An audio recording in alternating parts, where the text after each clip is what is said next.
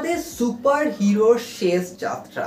হ্যাঁ, অলরেডি আগের এপিসোডে ডিসকাশন করছিলাম যে তার কিছু ভালো দিক আর খারাপ দিক রয়েছে, কিন্তু সবসময় খারাপ দিককে নিয়ে কেন কথা বলবো, একটু তো ভালো দিককে নিয়ে কথা বলা দরকার। কারণ যে মানুষটা আমাদেরকে সারা জীবন ধরে এন্টারটেন করে এসছে, পজিটিভিটি দিয়েছে, মোটিভেট করেছে, তো কেন আমরা তার শেষ জার্নিটাকে খারাপভাবে ভাববো? তাই ভালোটাই ভাবছি। তো আমরা অলরেডি গাইস আগের এপিসোডে ডিসকাস করেছিলাম যে ধরো জন সিনার এই যে 30-40টা অ্যাপিয়ারেন্স, অবভিয়াস দেখো ইন্ডিয়াতে তো লাস্ট ইয়ার অ্যাপিয়ার করেই ছিলেন, হায়দ্রাবাদে হ্যাঁ অনেকে গেছিল, আমি যেতে পারিনি, বাট ডেফিনেটলি কখনোই আমি নিরাশ হব না। কারণ ডেফিনেটলি আমরা যে তার ফ্যান, আমরা যে তাকে সবসময় ছোটোবেলা থেকে দেখে বড় হয়েছি, এটা একটা খুব স্পেশাল ব্যাপার। হতে পারে সামনাসামনি দেখতে পাইনি, বাট ডেফিনেটলি আমরা আজও মোটিভেট হই তার থেকে। তো অবভিয়াসলি আমরা গাইস আগের এপিসোডে ডিসকাস করছিলাম যে ভাই জন সিনা 30-40টা অ্যাপিয়ারেন্সের মধ্যে হতেই পারে যে ডব্লিউডব্লিউ লাস্ট অবভিয়াসলি দেখো লাস্ট টাইম যা কিছু করেছে করে দিয়েছে, কিন্তু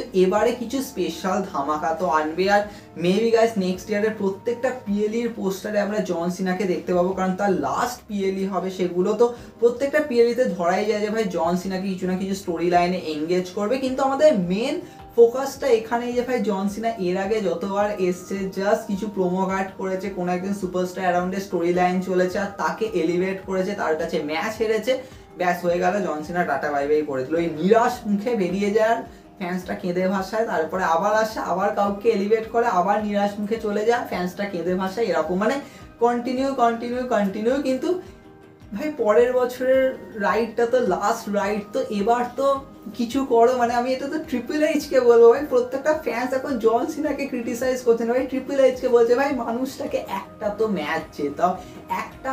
আর জন সিনা প্রত্যেকবার ভাই লাস্ট ইয়ার যখন সোলো সিকোয়ার এগেইনস্টে স্টেপ আপ করছিল, তিনি পুরো বলেই দিয়েছিলেন যে আমি কয়েক বছর ধরে ম্যাচ জিতিনি, তো এটা আমার ফার্স্ট ভিক্টরি হবে, কিন্তু না, সোলো সিকোয়ার কাছে তো উনি হেরে গেলেন। আর কি বলবো, তো অবভিয়াস দেখো এটাকে বারবার ডব্লিউডব্লিউ যেহেতু পয়েন্ট করছি, ইভেন তিনিও প্রোমোর মধ্যে বলেছেন, তো ভাই অ্যাটলিস্ট একটা ম্যাচ তো যেত। এবার একটা ম্যাচে কি ফ্যান্সটা খুশি হবে? তার মানে তো এরকম হয়ে গেল যে নেক্সট ইয়ার যখন উনি অ্যাপিয়ারেন্স দেবেন, যখন কোনো পিএলিতে ম্যাচ খেলবেন, মানে সেগুলো হারলো দিয়ে লাস্টে গিয়ে একটা ম্যাচ জিতলো আর ওটাই হবে জন সিনার লাস্ট ম্যাচ। ভাই এটা মানে প্রচুর খারাপ, মানে প্রচুর ফ্যান্সটা মানে বুকে পাথর রাখতে এবার ওই পাথর ভেঙে গেল, এরকম অবস্থা হয়ে গেল। মানে এরকম সিচুয়েশন আমার মনে হয় না এরকম হবে, কিন্তু ডেফিনেটলি আমার যেন মনে হচ্ছে ডব্লিউডব্লিউ জন সিনার প্রথম যে ম্যাচটা অফিসিয়াল করবে নেক্সট ইয়ার, সেখানে জন সিনাকে ভিক্টরি দিতে পারে। আর ডব্লিউডব্লিউ চাইবে যে আমরা পুরো সারা বছরের প্রত্যেকটা পিএলই, প্রত্যেকটা ম্যাচ আমরা জন সিনাকে দেবো, আর তিনি প্রত্যেকটা ম্যাচে ভিক্টরি পাবেন, আর মেবি জন সিনা হবে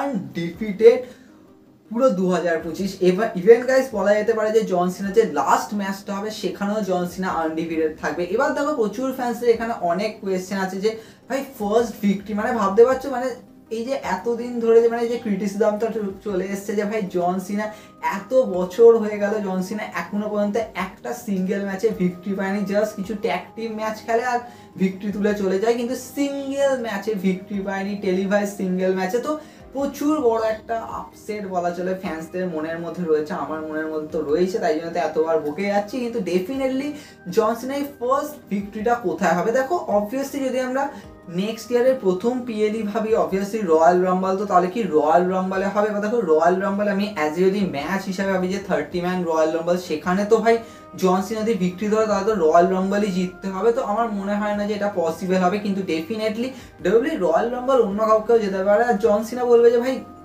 রয়্যাল রাম্বল প্রচুর বড় বিগার থিং, অলরেডি আমি 2বার রয়্যাল রাম্বল জিতেছি, এখন জন সিনাকে দিয়ে কি মানে স্টোন কোল্ড স্টিভ অস্টিনকেও টাই করাবে, মানে রিক ফ্লেয়ারের সাথে সাথে যে 3 টাইম রয়্যাল রাম্বল উইন, তো এটাও প্রচুর বড় ব্যাপার। কিন্তু আমার মনে হয় না যে সেটা স্টোরি লাইনের সাথে কোনোভাবে কানেক্ট হবে যে হ্যাঁ উনি কোনো ওয়ার্ল্ড টাইটেলকে চ্যালেঞ্জ করলেন রয়্যাল রাম্বল জিতে, কারণ জন সিনাকে অন্য সেপারেট ওয়েতেও কিন্তু ওয়ার্ল্ড টাইটেলের চ্যালেঞ্জের জন্য প্রিপেয়ার করতে পারে, তো সেক্ষেত্রে ওটা হয়তো হবে না। কিন্তু হ্যাঁ এমন কোনো ম্যাচ, এমন কোনো সুপারস্টারকে স্টেপ আপ করলো যে জন সিনার সাথে একটুখানি খুনসুটি করতে গেলেন, আর এবার জন সিনা এলিভেট করার জন্য আসেনি, নিজেকে এলিভেট করতে এসছে, তো মেরে দিল পুরো একদম খাইয়ে দিল, এরকম ব্যাপার। সেখান দিয়ে আমরা দেখবো যে রয়্যাল রাম্বলেই হয়তো প্রথম ভিক্টরি পেল, আর তারপরে জন সিনা স্টেপ আপ করছে মেবি চ্যাম্পিয়নশিপের জন্য, even back to back match দিয়ে যাচ্ছে। আর দেখো যদি এরকম ভাবে ওয়েতে যদি ডব্লিউডব্লিউ বুক করে তাহলে কিন্তু একটা মেজর চান্স থাকবে যে হ্যাঁ তোমরা জন সিনাকে টাইটেল দিয়ে দাও, তাহলে তাহলে কি হবে যে পুরো 2025-এর একদম রয়্যাল রাম্বলেই হয়তো কোনো একটা টাইটেলের জন্য তিনি ম্যাচ খেলে না, সেই টাইটেলটা ক্যাপচার করলে না, সেখান দিয়ে পুরো সারা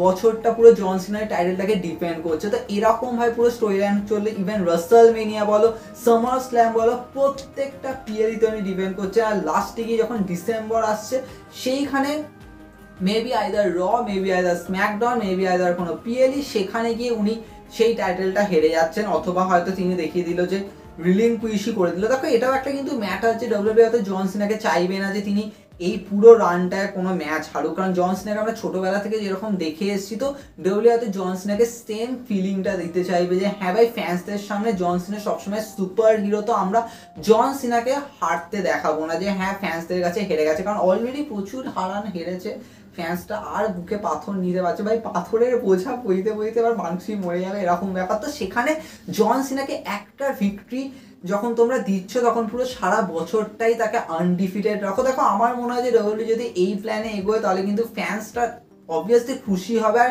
ট্রিপল এইচ চাইবে না যে ভাই ফ্যান্সটা নিরাশ হোক, কারণ এটা জন সিনাকে একবারই আমরা দেবো, আর দ্বিতীয়বার হবে না। তো পুরো বছরটা আমরা ওইভাবেই ফিল করাবো যে হ্যাঁ বছর একদম শুরু থেকে, শুরুর পিএলই থেকে শুরু করে একদম শেষ পিএলই অব্দিও জন সিনা আনডিফিটেড থাকলো। আর লাস্টে দেখো যদি জন সিনার কাছে টাইটেল থাকে তাহলে সেটা আইদার রিলিংকুইশ করলো, অথবা যদি টাইটেল না থাকে সেটা আবার আজও হবে যে তাহলে স্টোরি লাইন কীভাবে প্রোগ্রেস করবে, যদিও সেটাকে নিয়ে আমরা ডিটেলসে ডিসকাশন করবো। কিন্তু এটাও ঠিক যে যদি টাইটেল না থাকে তাহলে অবভিয়াসলি লাস্ট ম্যাচটা উনি জিতলে না, সেখান দিয়ে পুরো আনডিফিটেড হয়েতেই জনসনের রিটায়ারমেন্টটা করলেন। তো এটা একটা হতে পারে, অথবা গাইস ডব্লিউডব্লিউই হয়তো এরকমই করলো যে টাইটেল দিল আর লাস্টে গিয়ে দেখলাম যে উনি টাইটেল রিটেনও করে নিলেন, কিন্তু দেন উনি রিলিংকুইশ করে দিলেন, কারণ উনি বললেন যে বছর শেষ হয়ে যাচ্ছে আর আমার শেষ যাত্রাও এখানে শেষ হয়ে গেল, তো এবার আমি অফিসিয়ালি গুড বাই জানাচ্ছি আর এই টাইটেল আমি রিলিংকুইশ করছি। তো এইভাবে আমরা জন সিনাকে গুড বাই জানাবো। আর ডেফিনেটলি দেখো যে টাইটেলই জন সিনার হাতে আসুক না কেন সেটা অবভিয়াসলি